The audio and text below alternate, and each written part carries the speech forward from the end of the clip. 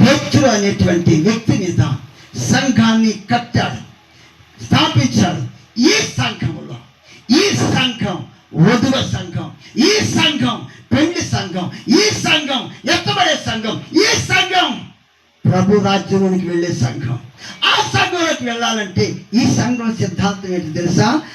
మారు మనసు పొంది, బాప్తీసం తీసుకుని, పరిశుద్ధాత్మ పొంది, బలారాధన అనుభవం కలిగి, సంఘమందును, సహవాసమందును, రొట్టె విసిరేందును, ప్రార్థన చేయడందును ఎడతెగక ఉంటే పరలోక రాజ్యం. దేవుని స్తోత్రం చెల్లించండి.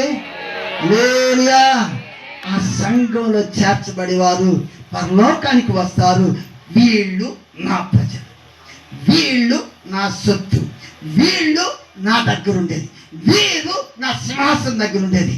అంతేగాని పాటలు పాడిన వాళ్ళందరూ కాదు, తెల్లబట్టలు వేసుకున్న వాళ్ళందరూ కాదు, ఏంటంట ప్రసంగాలు చేసిన వాళ్ళందరూ కాదు. ఎవరైతే వాక్యానుసారంగా జీవిస్తూ మారు మనసు పొంది, ఎవరైనా సరే, ఎలాంటి వారైనా సరే మారు మనసు పొందాలి, మోకరించాలి, మోకాలేసి ప్రార్థన చేయాలి, ప్రతి మోకాలు వంగాలి, ప్రార్థన చేసి నీ పాపములు ఆయన రక్తములో కడగబడి, శుద్ధి చేయబడి, పరిశుద్ధపరచబడి, పవిత్రపరచబడి, ఆయనకి ఇష్టమైన బిడ్డలుగా సంఘములో చేర్చబడి, సంఘములో దేవుని సేవకులు అనుసంధానంలో జరిగిస్తూ, అనుసంధానంలో జీవిస్తూ, సేవకుని అనుసరిస్తూ, సేవకుని మాటలను, సేవకుని సిద్ధాంతాలను, సేవకుని యొక్క ఆధీనాన్ని పాటిస్తూ, ఆజ్ఞలను పాటిస్తూ ఆయన అడుగుజాడలో నడిస్తే పరలోక రాజ్యంలో ఉంటారు. చెప్పలేదు.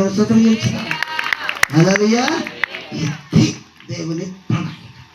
4వది కాన్వెంట్ చెప్పినారా, వాళ్ళని తయారు చేయటానికే, వాళ్ళని ఎన్నుకోవడానికే ఈ సువార్త సభలు, వాళ్ళని మెరుకులుగా తీర్చిదిద్దడానికే సువార్త సభలు. అందుకే సంఘం, అందుకే ఈ స్థలంలో, ఈ ప్రాంతంలో దైవజనుడైనటువంటి నెహెమ్యా గారిని ఏర్పాటు చేసుకుని కష్టమైన, బాధలైన, శ్రమలైన, అవమానాలైన ఎన్నైనా సరే దేవుని సంఘంలో నిందలైన భరించి అనేకమైన ఒత్తిడులు తట్టుకొని ఈరోజు దేవుని సన్నిధిలో ఒక సేవకుడుగా, సంఘముగా ఈ స్థలంలో ఏర్పాటు చేశాడు. దేవుని స్తోత్రం చేద్దామా? హల్లెలూయా, హల్లెలూయా. ఆ సంఘములో నువ్వు సేవకుని ఆధీనములో, సేవకునికి తోడ్పాటుగా నువ్వు ఉండగలిగితే నువ్వు అనుకున్నటువంటి రీతిగా పరలోక రాజ్యానికి వారసులం అవుతాం, పరలోకంలో చేరతాం, పరలోకానికి వెళ్తాం. ఎంత ఖర్చు పెడతాం చెప్పండి? సభలు అంటే ఎవరెవరు అలానే మీటింగ్ అనగా ఎవరు? ఈ సంవత్సరం నేను మా 3వ అబ్బాయి చనిపోయాడు యాక్సిడెంట్లో. మీటింగ్లు ఆపేద్దాం అనుకున్నా. మీటింగ్ పెట్టాలంటే ఖర్చు లక్షలు అవుతుంది, లక్షల ఖర్చు అవుతుంది. ఆపేద్దాం అనుకుంటే మా విశ్వాసులు ఉన్నారు, అయ్యా చెప్పే సంఘంతో ఈ సంవత్సరం మీటింగ్ ఆపేద్దాం అనుకుంటున్నాను, కొంచెం సిక్ అయి ఉన్నాం, రెండోది అబ్బాయికి కొంత ఖర్చు అయ్యింది కనుక మీటింగ్ పెట్టాలంటే మళ్ళీ ఎట్లేదన్నా 5-6 కావాలి కనుక ఆపేద్దాం, ఈ సంవత్సరం వచ్చే సంవత్సరం జరిగిద్దాం అని చెప్పానంటే మా విశ్వాసులు ఏమన్నారంటే, అయ్యా ఏదన్నా ఆపేవు గారు మీటింగ్ మాత్రం ఆపొద్దన్నారు. చెప్పలేదు.